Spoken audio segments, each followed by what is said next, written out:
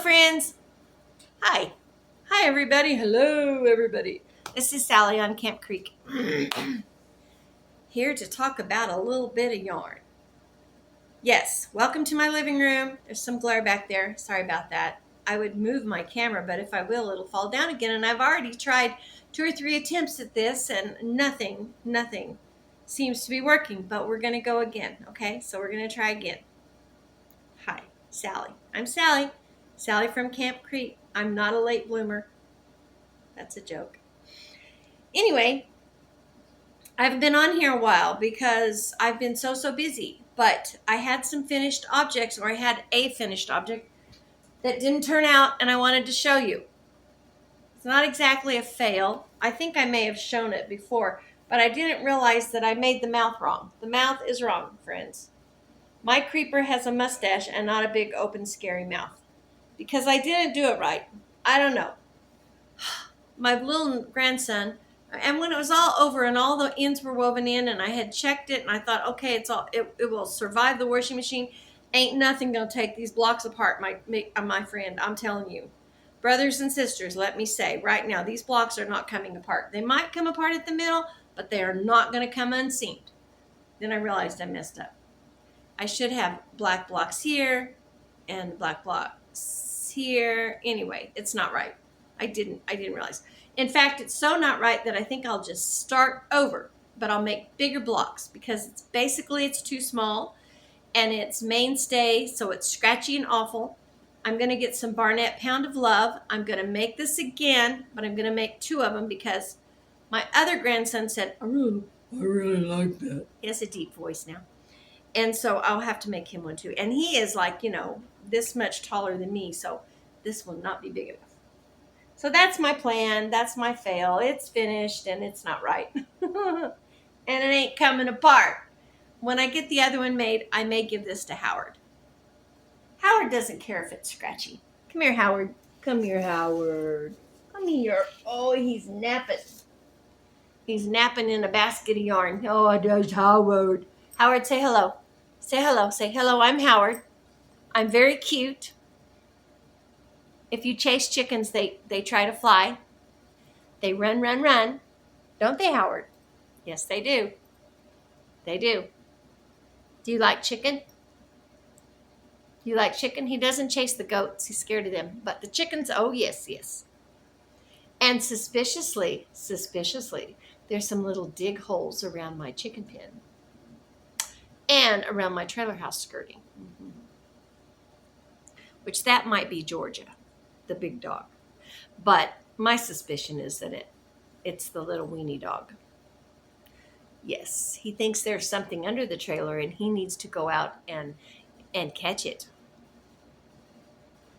Anyway, Howard's been naughty. Ooh, he's been naughty. Yes, he has. In his sweet way. Do you want down? Do you want in your basket? Anyway, that's my plan for that. It is finished, but it's not finished. It's not right. And I don't know if I told you, but one time I made an Elmo, and I made it out of Red Heart, the most Elmo-ish yarn that I could find, and here you go.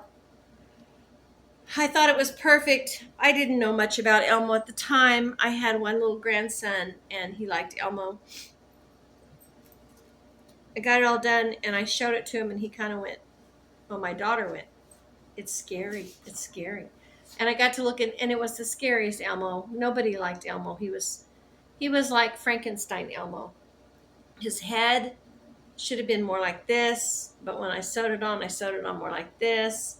And I made an open mouth, so it was red with the black open mouth, and the open mouth then was kind of like this. I don't know. He's still around somewhere. And I worked so hard on it, and I took a hairbrush. I got a special hairbrush for it, and I brushed it so it would be fuzzy. That was the thing people were doing at the time.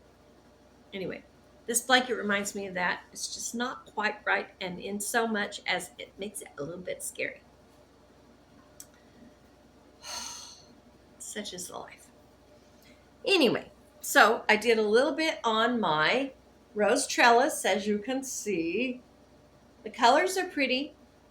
It's brighter than I thought it was going to be, but I like it. I think it's okay. I have as many yarn places to stitch in as Carter has liver pills, but I will get them done. And oh, look at there. I'm not. Thought I was unraveling, but I think it's going to be okay. And once it's washed, it'll be softer. And that's for a gift, I think. I was going to be for my living room, but I have another plan for my living room. I've thought of something else. Anyway, so I have worked a little bit on my Knit Picks sock. This is Knit Picks yarn. This is Knit Picks needles, I believe. And I started this. I have ripped this out, this little gusset area. I've taken it out multiple times because I was getting a weird gap. And I don't generally have that trouble. But I hadn't made socks in a while. And I just was getting a problem. It was just a little opening, a little more open. Not really laddering, but it just wasn't right. So I took it out 2 or 3 times. And finally, this last time I took it out, I took it all the way back to the heel flap. Thankfully, I got the needles back in, going the right direction. Have you ever done that? All of a sudden, your sock becomes a garter sock because yeah. I got that done. Now, I have been intentionally, I used a smaller needle. This is a 1. I usually use a 2 or a 3. This might be a 2, but I think it's a 1. Let me see. Does it tell me? It doesn't tell me. 1.5. I think that's what it is. Because my socks that I usually make tend to be a little bit, well, these are really old, so they don't have much stretch in them. This is Patton's Croy in the color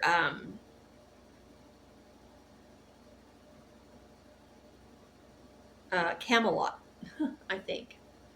And I think they're pretty. But these were made toe up with that different kind of heel, 2 at a time. And at the time I thought, boy, that was easy. I'm going to do that again. I've never done it again, I don't think. If I have, it's only been once or twice. But yeah, that's what those were, with the heel that you, or the toe that you put on, you know, that thing. I can't remember what it's called. Turkish cast on, maybe? Anyway. And then the increases.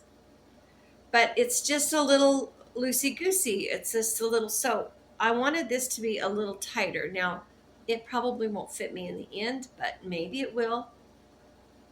But I'll find someone to give it to if it doesn't. And I just wanted to know if I liked that smaller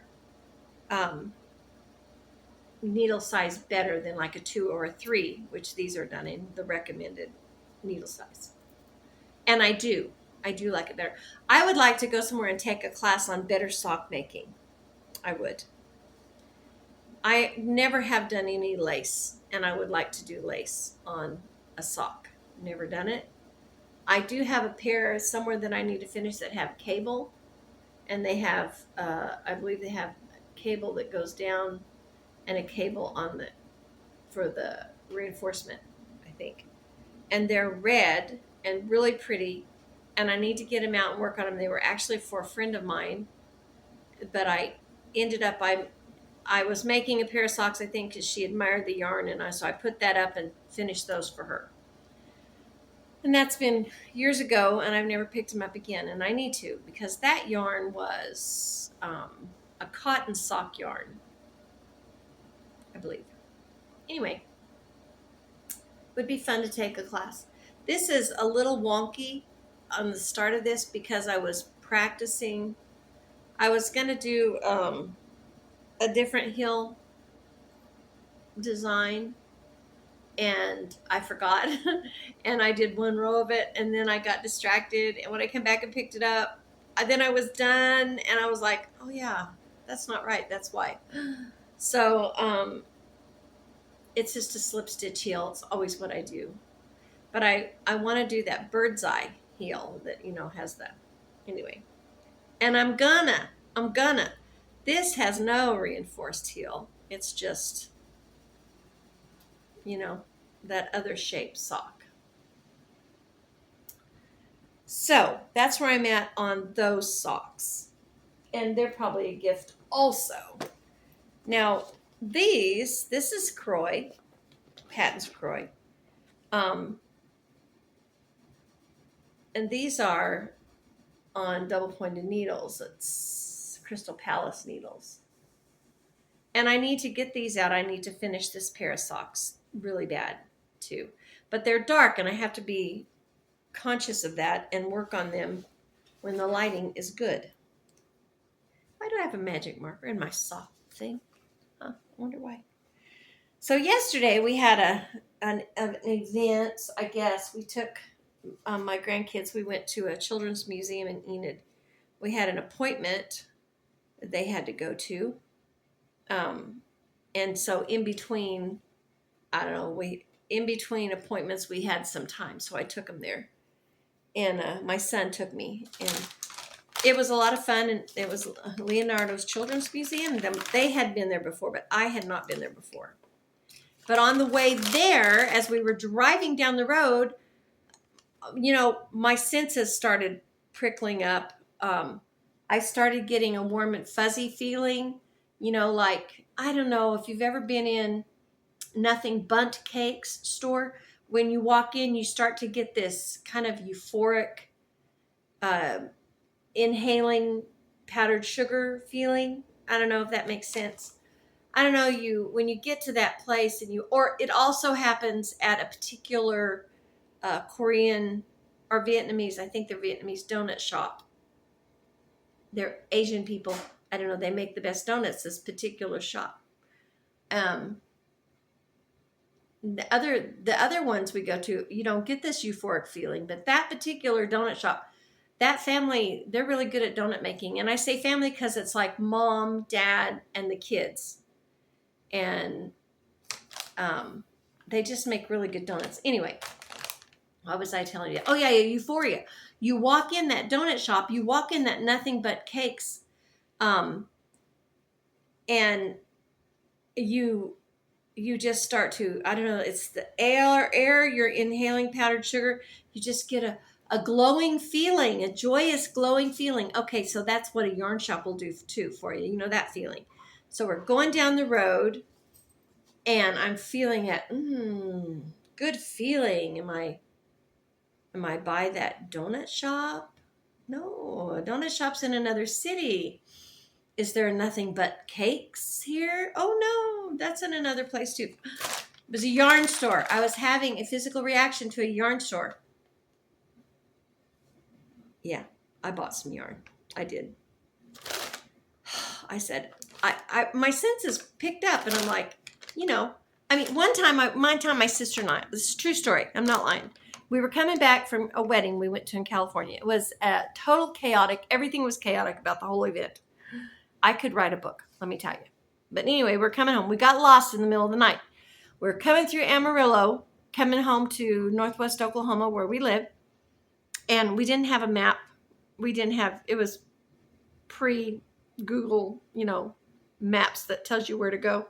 None of that. But, you should be able to read the road signs and get from one place to another in the United States, one would think. We got lost. But we got lost because we were in Amarillo and we saw a sign that said donuts, 24-hour donuts. And we got that feeling, woo, donuts. Anyway, we tried to find the donut store, 24-hour donut shop. We could see the shop. We could see the lights on, but we couldn't get across the road to it. And in the process, we got lost and we went way, way, way, way out of our way accidentally. And we stopped a couple times for directions. And finally we stopped at a mini mart for gas and put the last little bit of money we had for gas in the car. And there was a nice looking young highway patrolman, a very, put together, had all the bells and whistles on. And I said, "Excuse me, sir," very polite, because I'm very polite. "Excuse me, sir. We're trying to get to Woodward, Oklahoma. And we know it's that way, but we don't know what road to take. And he said, oh, well, let me see your map. And I said, well, we don't have a map. And he went, you don't have a map? Where are you coming from? I said, well, we're from Sealing, Visay area, Oklahoma. And we've gone to Nevada, I think is where we went, to a wedding. And we're coming back, and we got turned around in Amarillo because of a donut shop. And now we're over here, and we don't know where we're at.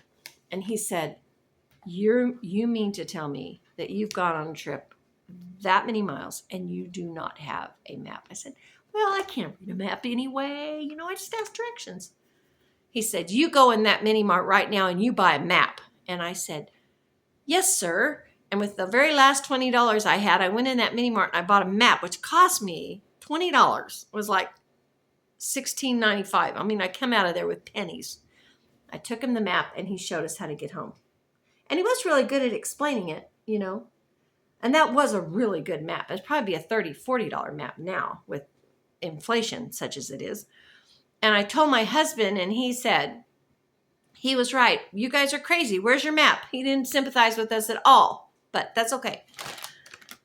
That's the kind of thing that a donut euphoria or a bundt cake will do to your brain. Well, it happens with yarn too, okay? So it happens with yarn. My senses can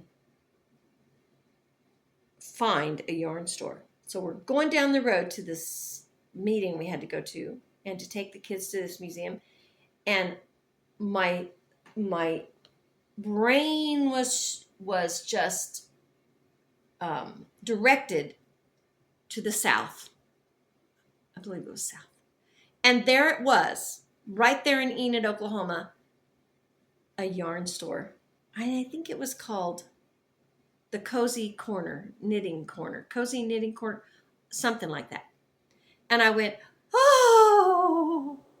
And my son said, what? I said, a yarn store. And he laughed, and all the grandkids laughed. So when we got done with all of our stuff we had to do, coming back, bless his heart, he just pulled into that yarn store. And he said, are you guys getting out? And we're like, yes. Oh, yes. And so all the girls got out and went in with me. And my grandson went with my son.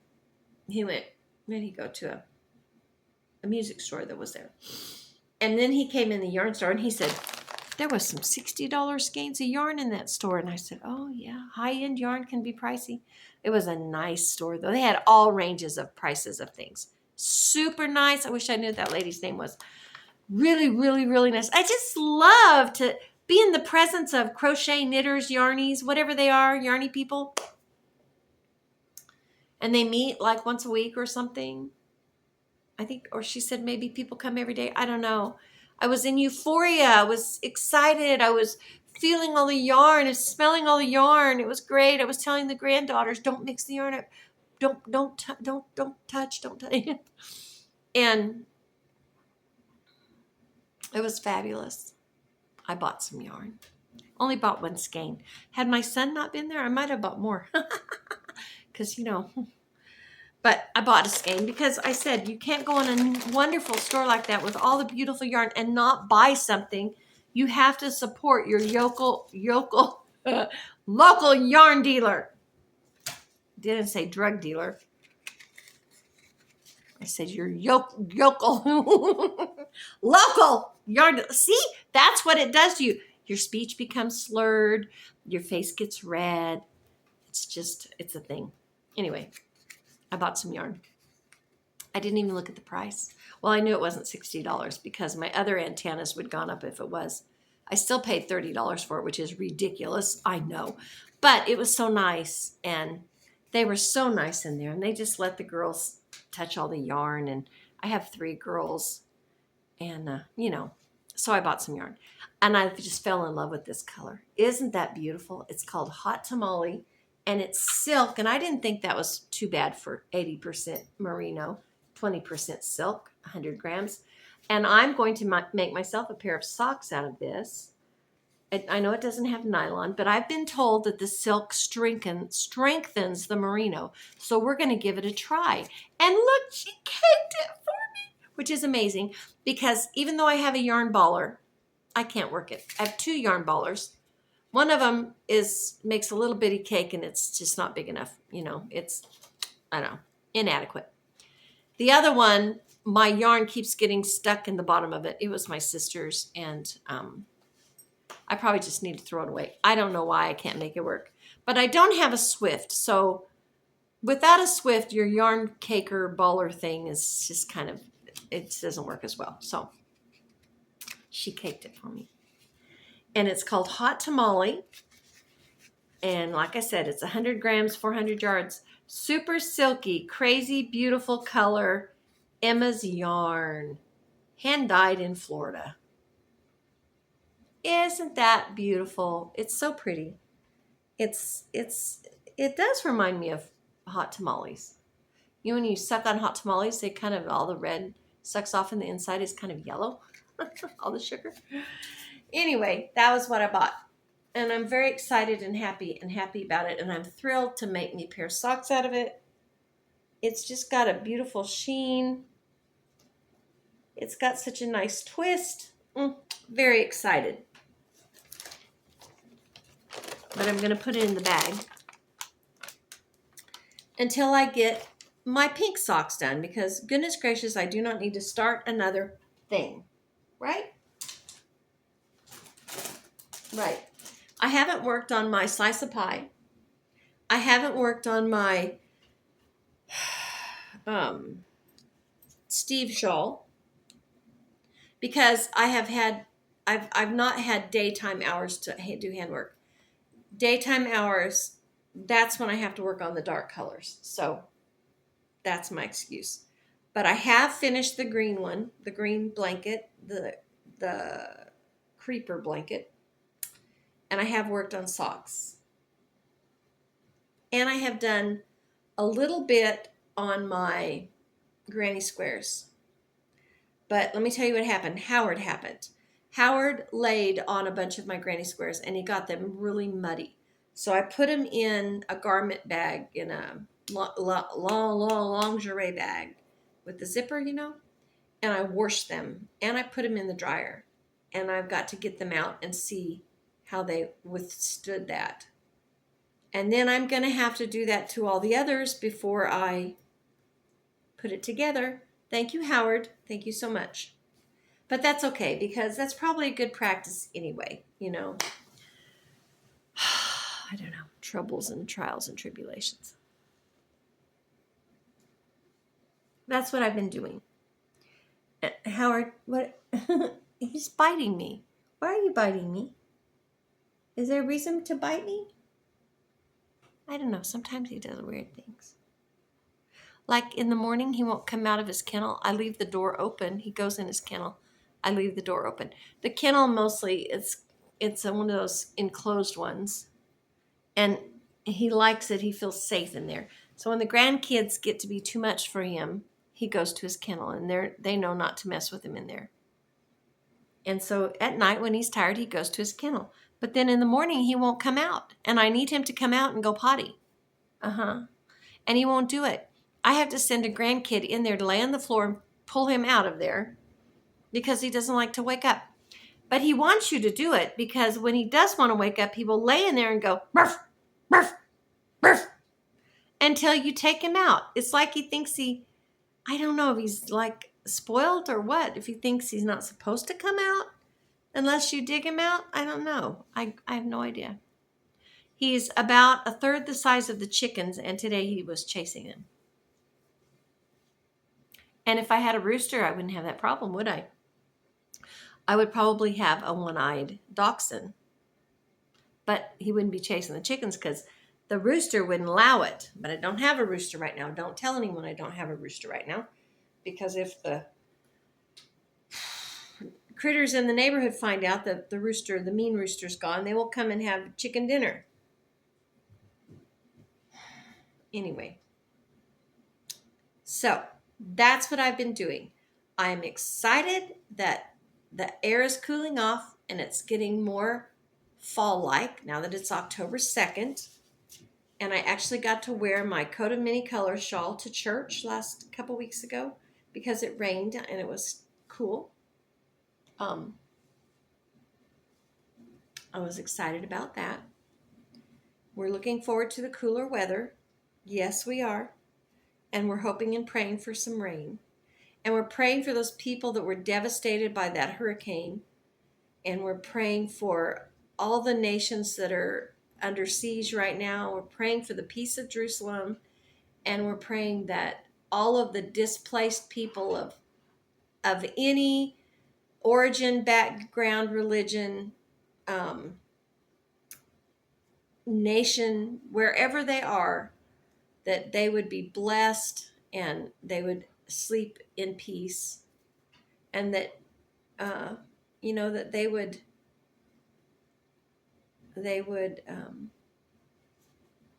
have what they need, and that they would come to Jesus. That's what we pray. Jesus will show up for them and reveal himself to them, even in their terrible, tragic disaster, and that all the relief workers would have peace. That's such a hard job. It's such a hard job, to be someone who has to go in and retrieve and rescue. My dad, when he was in his 50s, I think he was in his 50s, he might have been 60. He worked at a place and he was the mechanic, but he was the oldest guy there, I think. And they had a man go down into a tank and he died. And someone had to go get that man. And my dad said he would go get him because he thought he would handle it better to go down there and to retrieve him. Out here, our ambulances volunteer, the fire departments volunteer. And so that's not unusual for somebody to do that. Where in other places, just a citizen would not do that. But they rigged him up and he went down and he got the guy out of the tank who had died. And I don't know how long he had been there, but my dad went and got him. And he said it bothered him because he knew the guy was a young guy who had children, but he thought he'd handle it better than his peers that socialized with him. He didn't want them to have to do that. But that bothered him. And so I think about that. When my husband worked on the ambulance, there were ambulance runs that really bothered him. I know one time he came home. We lived way out in the country. And he came home and I heard him come in, but he didn't. He usually would come in, he would take a shower after a run and he would go to bed because he worked during, had a job. But he didn't come in and he didn't come in. And I looked out in the yard because I smelled something, and he was out there and he had burned his uniform. He was standing by it with a shovel. Like, what? He said it was a bad wreck, lots of blood. And he burned his uniform and he scrubbed in the yard. And then he came in and took a shower. And he never talked about the runs he did. It was not anything he ever talked about. But that one bothered him. And I could tell for days and days that bothered him. Whatever that was bothered him. Anyway, so I pray for them because I know that those things will weigh on a person, the things you see and watching someone else suffer. If you're compassionate a person enough to volunteer for nothing, or even as a paid job to work on a capacity of rescue, whatever, then those things are also going to bother you on the other end of that. So I just pray for them that God will strengthen them and help them put everything in perspective, and the victims also, and that God would meet their needs and just meet them where they're at, because you and I both know sometimes, most of the time, all the time,